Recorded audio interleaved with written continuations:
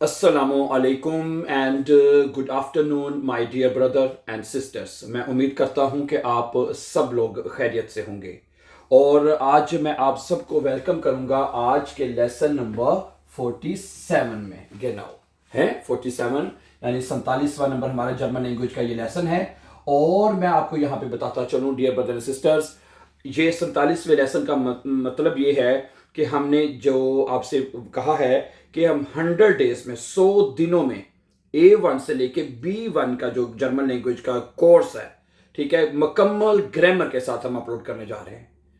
ठीक है जी, ओके। और मैंने आपको बताया था कि आपकी जो मेन ग्रामर है, नॉमिनेटिव, अक्यूजेटिव, दाटिव और गेनिटिव, ये मेन ग्रामर है। अगर आपको ये आ गई तो समझे आपको पूरी ग्रामर की समझ आ जाएगी। बाकी चीजें खुद ब खुद आती जाती है साथ तो साथ। ठीक है, जुमले बनाने भी आ जाते हैं, खत लिखना भी आ जाता है। तो ये 4 जर्मन केसेस जो है, जो हमें मतलब पढ़ रहे हैं, और इसके साथ जितनी भी चीजें जुड़ी हुई हैं, सेंटेंस मेकिंग, नेबनजार्स, दूसरा तीसरा, सारी चीजें हम आपके साथ लेके आ रहे हैं। समझ आ रही बात आपको? और आज हमारा 47वां लेसन है और मैंने आपसे प्रॉमिस किया है इंशाल्लाह 100 लेसन से पहले पहले हम बे एंड्स का लेसन मुकम्मल कर जाएंगे, अपना सब लेबस मुकम्मल कर जाएंगे। ठीक है। और यहाँ पे मैं ये बात करना चाहूंगा कि ये तमाम लेसन्स आपको एक प्ले लिस्ट में, इसके मैंने एक प्ले लिस्ट बनाई है। प्ले लिस्ट का पता है ना आपको? प्ले लिस्ट वो चीज होती है जिसमें एक जो सबक है, जो लेसन है, एक तरतीब के साथ, एक सीक्वेंस के साथ आपको मिले, उसमें कोई और लेसन ना अपलोड हो। सही है। तो उसमें उसका 100 डेज का प्रोग्राम लिखा हुआ है। आप प्ले लिस्ट में चले जाए, वहां पे 100 डेज प्रोग्राम के नजर आ जाएगा आपको। अगर आप और ठीक है, यहाँ पे मैं ये बात कहना भी जरूरी आपको समझता हूं कि आपको ये लेसन तरतीब के साथ सीखने जरूरी होंगे, क्योंकि हर लेसन, क्योंकि ग्रामर वाइज लेसन है ना, तो हर चीज एक दूसरे के साथ जुड़ी हुई है। अगर आप लेसन नंबर 1 वॉच करेंगे तो 2 आपको अच्छी तरह समझ आएगा, 2 वॉच करेंगे तो 3 समझ आएगा। अगर आप दरमियान से शुरू करते हैं तो थोड़ा सा शायद आपको मुश्किल लगेगा समझने में। ठीक है, तो ठीक है, जिस तरह के आपको जानते हैं कि हम अक्यूजेटिव केस पढ़ रहे हैं, नॉमिनेटिव हमारा केस मुकम्मल हो चुका है, और इस वक्त हम अक्यूजेटिव के जो प्रेपोजिशंस हैं वो पढ़ रहे हैं। अक्यूजेटिव के प्रेपोजिशंस 6 हैं, मैंने आपको बताया था। 3 हमने पढ़ लिए हैं। ठीक है, ओके, 3 हमने कौन कौन से पढ़ लिए, और ये प्रेपोजिशन समझने अपने जरूरी हैं। समझा रही बात आपको? ये प्रेपोजिशंस जो होते हैं जो आपको जर्मन लैंग्वेज के, ठीक है, क्योंकि अक्यूजेटिव केस जो हम पढ़ रहे हैं इसमें 6 प्रेपोजिशन है। और जो आपको पता है कि हम जो प्रेपोजिशन पढ़ चुके हैं, मैं आपके सामने रखता हूं। सबसे पहले हमने पढ़ा था फ्यूर, ये प्रेपोजिशन अक्यूजेटिव को, ये हम पढ़ चुके हैं। ठीक है जी। उसके बाद फिर हमने क्या पढ़ा था? डुर्श, कल हमने डुर्श पढ़ा था। ठीक है, और उससे पहले हमने ओन है, ये प्रेपोजिशन में पढ़ा था। और आज का जो अगला प्रेपोजिशन जो मैं आपके सामने रखना चाहता हूं वो हम पढ़ेंगे गेगन है। ये तो 3 हम पढ़ चुके हैं ना, ये 3 प्रेपोजिशन हम पढ़ चुके हैं। ठीक है, आज का चौथा प्रेपोजिशन है वो जो हम पढ़ेंगे वो है गेगन। ठीक है जी, ओके। तो गेगन का ये आज का हमारा प्रेपोजिशन है। ठीक है, और आपके लिए मैं यहाँ पे लिख दूं कि हम जो हमारे प्रेपोजिशन यहाँ पे चल रहे हैं, ठीक है, प्रेपोजिशन है SITION, प्रेपोजिशन जो हमारे इस वक्त चल रहे हैं, तो इसको अभी हम आगे कंटिन्यू करेंगे आज गेगन से। गेगन जो प्रेपोजिशन है, इसका एक मुख्तलिफ मतलब के मीनिंग, मतलब के ट्रांसलेशन में, तर्जुमा में इस्तेमाल होता है। सबसे पहले इसका जो मतलब हमें जो समझना है वो है अगेंस्ट है, यानी पहले मैं उर्दू में लिख देता हूं, मुखालिफ या खिलाफ है, या और डोच में कहेंगे अगेंस्ट। क्या कहेंगे? AGAINST, अगेंस्ट, खिलाफ। ठीक है, अब कुछ एग्जांपल देखिएगा, तो जब इसके जुमले आपके सामने लिखे जाएंगे तो आपको अच्छी तरह इसका कॉन्सेप्ट क्लियर हो जाएगा। कल हमने डुर्श पढ़ा था, कल हमने प्रेपोजिशंस। ठीक है, तो ये प्रेपोज, जैसे मैंने अभी शुरू में भी आपको कहा है कि ये प्रेपोजिशन सीखने आपके लिए बहुत जरूरी है। ठीक है ब्रदर सिस्टर्स, तो पहला जुमला है कि जर्मनी फ्रांस के खिलाफ खेलता है या खेल रहा है। हैं, डॉइचलैंड स्पील्ट heute, देखिएगा जरा, डॉइचलैंड DUTSCHLAN, डॉइचलैंड स्पील्ट है, खेल रहा है, heute, आज, गेगन है, गेगन फ्रांस है। ग्रेगन फ्रांस को जर्मन जबान में फ्रैंकराइश कहते हैं। क्या कहते हैं? फ्रैंकराइश है, फ्रैंकराइश। ये जुमला बनेगा आपका है। पहला जुमला क्या बनेगा? डॉइचलैंड स्पील्ट heute gegen फ्रैंकराइश है, जर्मनी आज फ्रांस के खिलाफ, यानी गेगन, उसके खिलाफ खेल रहा है। समझा रही बात आपको? ओके, तो मैं इसकी कुछ एग्जाम्पल आपको और देता हूं इसके ठीक खिलाफ के मैंने में, ठीक है। वो दूसरा जुमला है, वो इस मंसूबे के खिलाफ है, हैं, वो इस मंसूबे के खिलाफ है। क्या बनेगा? एर इस्ट गेगन दीजन प्लान। प्लान कहते हैं मंसूबे को, ठीक है जी, प्लान कहते हैं मंसूबे को। और यहां पे मैं आपको बता दूं, आपको पता है यहां पे दीजन क्यों आया है, दीजस क्यों नहीं आया?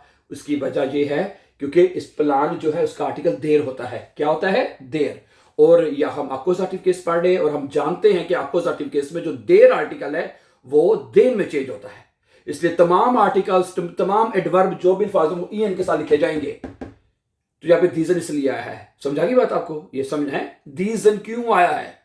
अगर इसका आर्टिकल दी होता तो दी से आना था, ठीक है। ये जरूरी आर्टिकल्स को फॉलो करना है। जब हमने अक्यूजेटिव शुरू किया था और आपको सबसे पहले बताया था कि अक्यूजेटिव की पहचान क्या है, अक्यूजेटिव के आर्टिकल्स कैसे लिखे जाते हैं, ये हमने हर चीज शुरू में सीख चुके हुए हैं। इसलिए मैं कह रहा हूं अगर आप शुरू से सीखते आ रहे देन मेरे ख्याल से आपको हर चीज की अंडरस्टैंडिंग हो रही होगी आसानी से। आगे चलिएगा, नंबर तीसरा जुमला इसको देखते हैं कि जो टीम है वो मुखालिफिन के खिलाफ लड़ रही है। मुखालिफिन के खिलाफ लड़ रही है। दस टीम है, क्या बनेगा? 10 टीम है, 10 टीम, टीम कहते टीम को, ठीक है। खेम्फ्ट के वर्ब है खेम्फन, खेम्फ्ट का मतलब लड़ाई करना, जंग करना है। तो खेम्फ्ट, ठीक है, खेम्फ्ट गेगन खिलाफ, किसके खिलाफ लड़े जी? मुखालिफिन के हैं। तो इसका बनेगा दी गेगना मुखालिफिन, जो मुखालिफिन होते हैं उसको गेगना है, गेगना बोलते हैं। 10 टीम खेम्फ्ट, टीम लड़ाई कर रही है, जंग कर रही है, गेगन दी गेगनर है, मुखालिफिन के खिलाफ लड़ रही है मुखालिफ। ओके, सही है। अच्छा, आगे सुनिएगा कि मुझे तुम्हारे खिलाफ, मैं तुम्हारे खिलाफ कुछ नहीं है, हैं? ओके, इश्बिन ये बनना चाहिए कि मैं तुम्हारे खिलाफ कुछ नहीं, मेरे पास तुम्हारे खिलाफ कुछ नहीं है। सॉरी, मुझे जो उर्दू में प्रॉब्लम होती। इश हाबे निस्ट, क्या बनेगा? इश हाबे निस्ट है, मेरे पास कुछ नहीं है तुम्हारे खिलाफ। गेगन डिश तुम्हारे खिलाफ, यहां पे डिश आ जाएगा है। तो अगर आप कहते हैं तुम्हारे पास मेरे खिलाफ कुछ नहीं है, तो फिर आएगा दू हास्ट निस गेगन मिश है, जारी बात है, ठीक है। तुम्हारे ओके, तो ये बना बनेगा, तो ठीक है। मेरे पास कुछ नहीं है, गेस तुम्हारे खिलाफ कुछ नहीं है। तो उर्दू जरा आगे पीछे करके लिखी हुई है, सही है। क्या बनेगा? इशहाबे निस्ट्स, मेरे पास कुछ भी नहीं है। गेगन डिश, तुम्हारे खिलाफ, तुम्हारे अगेंस्ट है, अगेंस्ट के मैंने में आएगा, ठीक है। समझ आ रही है ना? कोई मुश्किल नहीं है बाय द वे। अच्छा, एक जुमला इसका गेगन का और देखिएगा। बहुत से लोग क्या कर रहे हैं जी? नए कानून के खिलाफ एहतजाज कर रहे हैं बहुत से लोग। फीले लॉइट है, प्रोटेस्टीरन, नजर आ जाएगा जुमला? यस। क्या बनेगा जी? फीले लॉइट है, बहुत सारे लोग। प्रोटेस्टीरन वर्ब होता है, प्रोटेस्टीरन है, बहुत सारे लोग एहतजाज कर रहे हैं। बहुत सारे लोग जो है एहतजाज कर रहे हैं किसके खिलाफ? नए कानून के खिलाफ। गेगन 10 नए गेजेट्स है, GES, इसका स्पेलिंग क्या है? GES ETZ, गेजेट्स, नए कानून के खिलाफ एहतजाज कर रहे हैं। जुमला क्या बनेगा?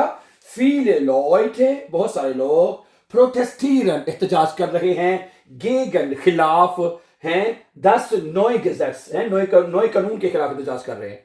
तो इसका आर्टिकल 10 है, तो हमने अक्यूजेटिव में 10 आर्टिकल चेंज नहीं होता, ठीक है। हमने 10 ही लिखा है, और जो एडजेक्टिव है वो ई के साथ जाएगा।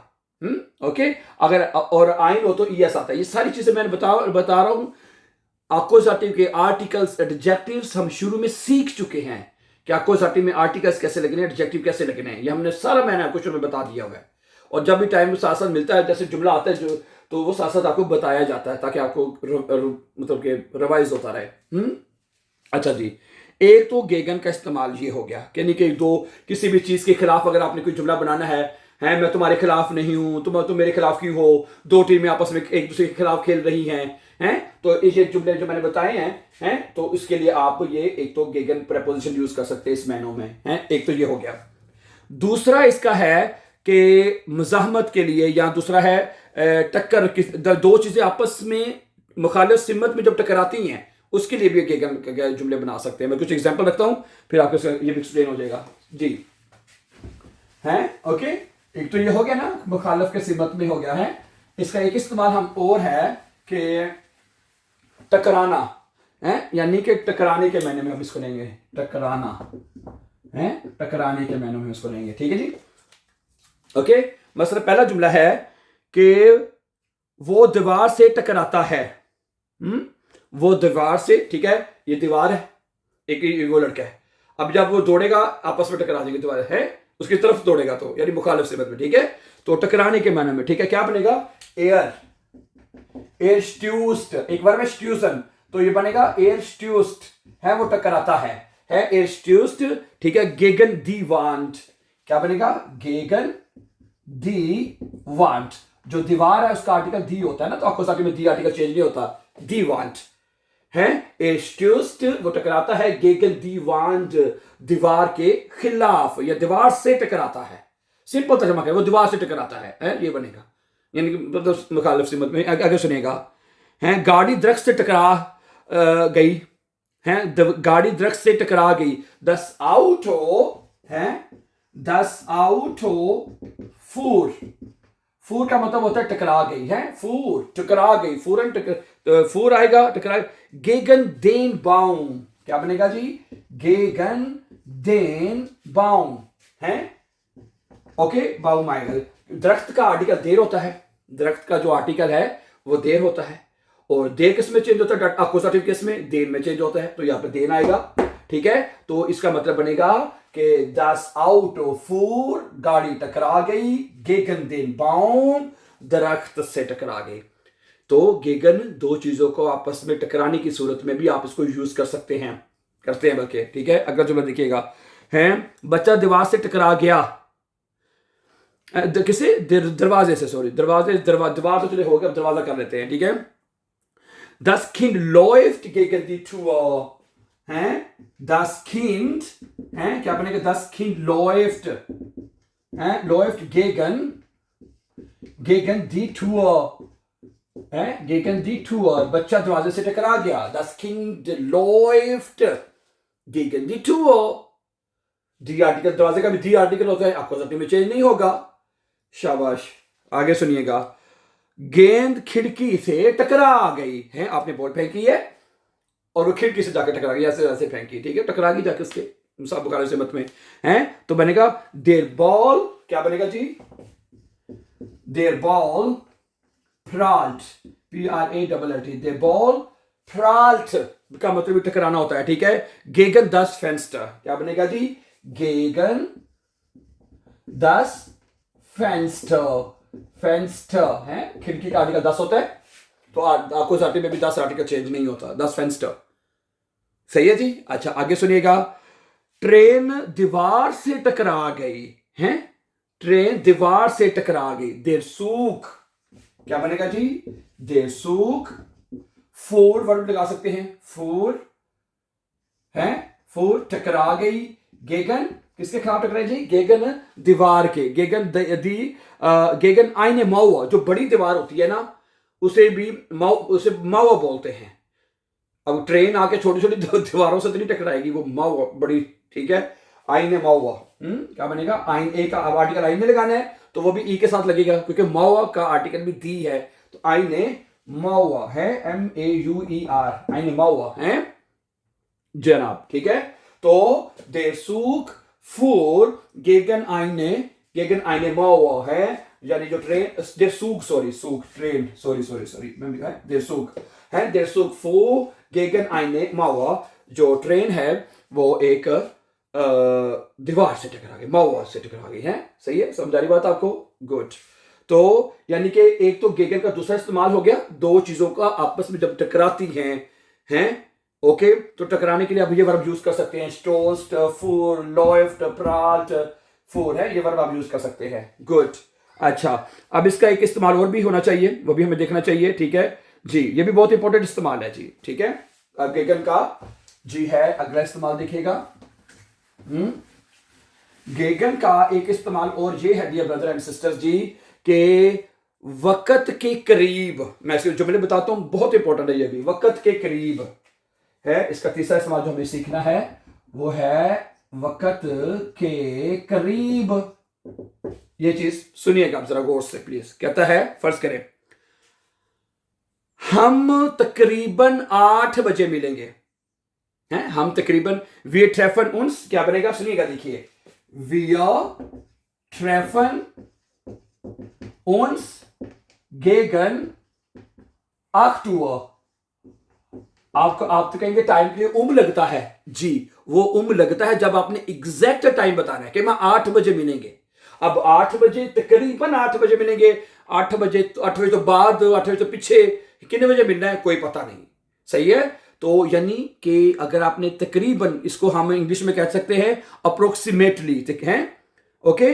तो वक्त के करीब करीब अगर आपने बताना है, अराउंड है, तो भाई इतने बजे, इस बजे के करीब करीब मिलेंगे हम, यानी कि अराउंड के मायनों में, तकरीबन सॉरी है, तकरीबन के मायनों में आप इसको यूज कर सकते हैं, हम तकरीबन 8 बजे के करीब मिलेंगे, सही है, ओके। लेकिन आपकी बात ठीक है, एक प्रेपोजिशन अभी हमने पढ़ना है, उसमें बताया जाता है हम, अगर आप कहते हैं हम 8 बजे मिलेंगे, फिर आप लगाएंगे, वी ट्रेफन उन्स 8 Uhr, ठीक है। लेकिन अगर आप कहते हैं ये 8 बजे लागे लागे मिलागे, 8 बजे करीब मुलाकात होगी, 8 बजे 10 मिनट थे, 20 मिनट थे है, तो वो फिर गेगन लगाना है, जिसमें तकरीबन के महीने में है। अच्छा आगे सुनिएगा, हाँ जी, ट्रेन जो है वो दोपहर के करीब आ रही है, यहां आती है, ठीक है। देर सूख कॉम्ट है, क्या बनेगा, देर सूख कॉम्ट है, ट्रेन आ रही, गेगन मिठाक है, दोपहर की, ये भी टाइम है ना, दोपहर का टाइम, दोपहर के करीब करीब आ रही है, ठीक है। आगे एस वुर्डे काल्ट गेगन आबंड है, क्या बनेगा, एस वुर्डे काल्ट, यानी कि शाम, मतलब सर्दी हो जाती है, हो गई है, गेगन आबंड है, शाम के करीब करीब है, गेगन आबंड है, कह रहे या शाम के करीब करीब ठंड हो जाती है, ये ठंड हो गई है, तो क्या बनेगा, एस वुर्डे काल्ट गेगन आबंड, शाम के करीब करीब सर्दी हो गई, ठंड हो गई है। ट्रेन जो है वो दोपहर के करीब करीब आएगी, है दोपहर तरीके से है, ठीक है। तो तकरीबन के महीनों में, आगे सुनिएगा, है अगला जुमला है कि क्रिसमस के करीब करीब बहुत से ऑफर्स अंगेबोट होती हैं, ऐसे कह लेते हैं, एस गिफ्ट फीले अंगेबोटन है, अंगेबोट या एस गिफ्ट, देखिएगा, एस गिफ्ट फीले, एस गिफ्ट फीले अंगेबोट, एस गिफ्ट फीले अंगेबोट, कहते हैं बहुत सारी ऑफर होती है, ठीक है। गेगन वाइनाक्टन है, वाइनाक्टन के करीब करीब, अब क्रिसमस भी का एक टाइम होता है, एक वक्त पे वो आती है, ठीक है। तो गेगन वाइनाक्टन बनेगा, है गेगन, ओके, वाइनाक्टन ACHTEN है, गेगन वाइनाक्टन। समझा रही बात आपको, चले। तो एक तो ये आपका हो गया ब्रदर इस्तेमाल गेगन का वक्त के करीब करीब के बताने के लिए। अब इसका एक आखिरी इस्तेमाल रह गया, इट्स आल्सो वेरी इंपॉर्टेंट, फिर हमारा आज का लेसन खत्म हो जाएगा। एक प्लीज आप और देख लीजिए इसका, है this is the last one, okay.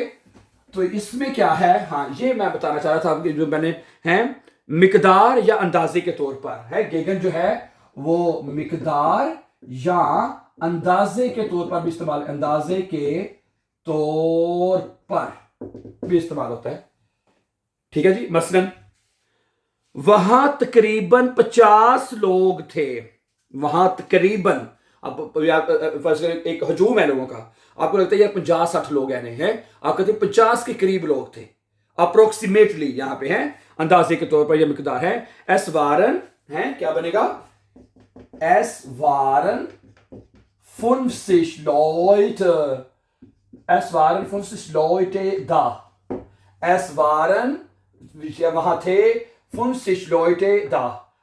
Sorry, es waren gegen 50, ja, gegen तो मिल गया ही नहीं, gegen 50, sorry, मैं एक लफ्ज कम हो रहा है हमारा, gegen, है, gegen, es waren gegen 50 Leute da, वहां पे तकरीबन 50 लोग थे, तो gegen 50, तकरीबन 50, ठीक है जी, आगे चलिए। ये तकरीबन 100 यूरो का है, ये तकरीबन जो है 100 यूरो का है, das kostet gegen 100 Euro है, das kostet, oder es kostet कर लेते हैं, es भी कह सकते हैं, es kostet है, इसकी जो कीमत है gegen 100 Euro, 100 Euro है, 100 Euro, क्या ख्याल है? या genau 100 Euro, ठीक है, तो क्या बनेगा? Es kostet gegen 100 Euro, इसकी कीमत तकरीबन 100 यूरो है, ठीक है, तकरीबन है, या ओके, तो यानी किसी मिकदार या अंदाजे के तौर पर है, अंदाजा लगा रहे हैं, ये चीज एन होनी चाहिए है, हाँ यार तकरीबन एन लोग है सर, ठीक है ना, गुड। अच्छा, इस एग्जाम्पल और देख लें एक दो, कि उसने तकरीबन 100 सॉरी 100 ज्यादा हो गया है, उसने तकरीबन 10 किताबें पढ़ी हैं, ओके, एर हार्ट गेगन 10 Bücher gelesen, एर heart gegen 10 Bücher gelesen. Er hat gegen 10 Bücher, 100 भी हो सकता है, यानी 100 कर लेते हैं, er hat gegen 100 Bücher gelesen, उसने तकरीबन 100 किताबें पढ़ी हैं, तकरीबन 100 किताबें पढ़ी हैं, ठीक है जी, ओके। अच्छा, आगे शहर की तकरीबन 10 लाख आबादी है, शहर की जो आबादी है वो तकरीबन 10 लाख है, ठीक है, दी स्टड हार्ट गेगन है, क्या बनेगा? दी स्टड हार्ट गेगन तकरीबन कितने हैं जी? 10 लाख हैं, 10 लाख तकरीबन ये बनते हैं 1 मिलियन Einwohner है, 1